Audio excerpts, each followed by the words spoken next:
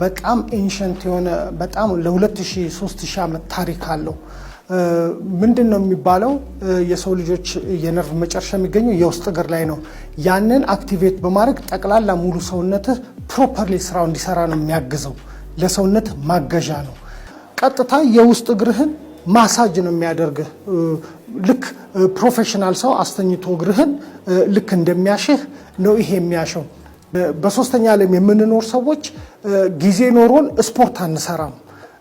ያው የመስነፍ የምናምን ሳይሆን ያለን የህይወት አናኗር የፕሮግራም ማነስ የሩጫ ምናምን እንደገባ ደክሞ ነው የምተኛው። እሁድን እንኳን ፕሮፐርሊ የሚያርፍ ሰው የለም።